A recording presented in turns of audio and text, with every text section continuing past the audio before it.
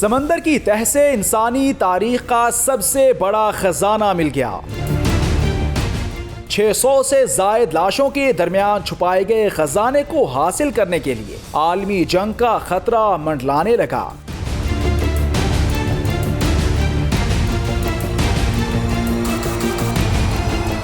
قیمتی ہیروں اور سونے سے بھرا خزانہ کس نے سمندر کی تہ میں چھپایا؟ خزانے کی ملکیت کے حوالے سے حیران کن راز سامنے آ گئے۔ 300 سال قبل کولمبیا جاتے ہوئے سان ہوزے نامی ہسپانوی بحری جہاز کو تباہ کر دیا گیا۔ بحری جہاز سونا، چاندی اور قیمتی ہیروں سے بھرا ہوا تھا، جن کی مالیت آج کے حساب سے اربوں ڈالرز میں ہے۔ اس قیمتی خزانے کو سمندر کی تہ میں ڈھونڈتے ساتھ ہی جنگ شروع ہو گئی۔ دوسری جانب خزانے کی تلاش میں رہنے والے غوطہ خور خزانے کی قیمت 18 ارب ڈالر سے زائد لگاتے ہیں۔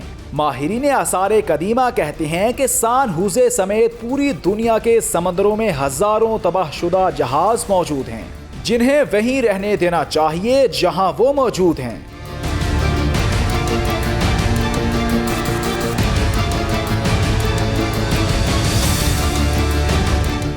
تاریخ دان ہمیں بتاتے ہیں کہ سان ہوزے ایک قبرستان ہے جس میں 600 سے زائد افراد کی لاشیں دفن ہیں، جو خزانے کی حفاظت کے ساتھ ہی ڈوب گئے تھے۔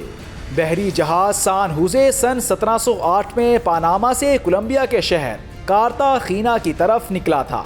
وہاں سے اسے بحرۂ اوقیانوس سے عبور کر کے اسپین میں داخل ہونا تھا، لیکن اس وقت برطانیہ اور اسپین میں جنگ جاری تھی۔ ایک برطانوی جنگی جہاز نے سان ہوزے کا پیچھا کیا۔ وہ اس جہاز پر قبضہ کر کے اس میں موجود تمام خزانہ حاصل کرنا چاہتے تھے، لیکن غلطی سے اس پر ایک گولہ داغ بیٹھے۔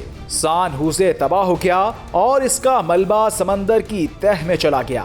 اس جہاز کا ملبہ 1980 کی دہائی تک سمندر کی تہ میں ہی موجود تھا کہ اچانک گلوکا مورا نامی امریکی کمپنی نے دعویٰ کیا کہ اس نے سان ہوزے اور اس میں موجود خزانے کو ڈھونڈ نکالا ہے۔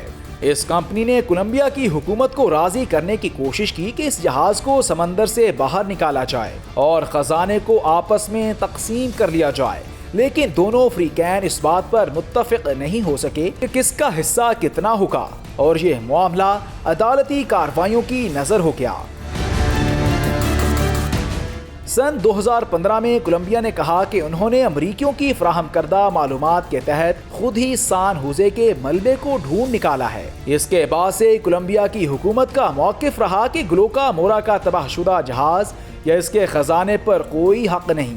دوسری جانب اسپین کا کہنا ہے کہ سان ہوزے اور اس پر موجود سامان اس کی ریاستی ملکیت ہے۔ کولمبیا نے آبدوز کے کیمروں سے بنائی گئی سان ہوزے کی ایک ویڈیو بھی جاری کی ہے۔ اس میں جہاز کا ملبہ، کانسی کے گولے اور سونے کے سکے دیکھے جا سکتے ہیں۔ خزانے کی تلاش کرنے والی کمپنی کا کہنا ہے کہ جو خزانہ ڈوب گیا اس میں 70 لاکھ ہسپانوی کرنسی، 116 جواہرات کے بکسے اور 3 کروڑ سونے کے سکے شامل تھے، اور اسے انسانیت کی تاریخ کا سب سے بڑا خزانہ قرار دیا۔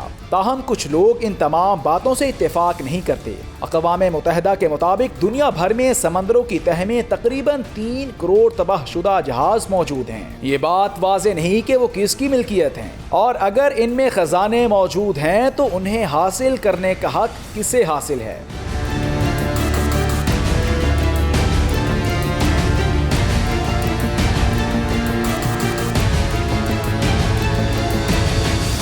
سن 1982 میں اقوام متحدہ نے convention on the law of the سی متعارف کروایا تھا، جسے سمندروں کا آئین بھی کہا جاتا ہے، لیکن اس میں بھی تباہ شدہ جہازوں یا ان کے ملبے کے حوالے سے زیادہ تفصیل موجود نہیں۔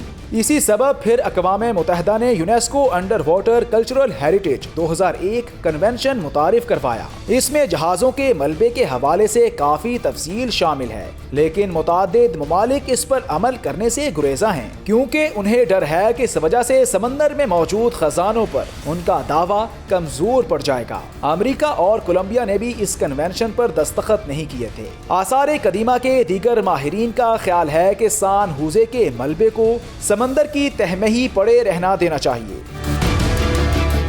تاریخ سازوں کا کہنا ہے کہ تہ میں ڈوب جانے والے جہازوں سے اگر نوادرات نکال لیے تو پھر یہ صرف کچھ اشیاء کا انبار ہوگا اور پھر ہمارے پاس سنانے کو کوئی کہانی نہیں رہے گی۔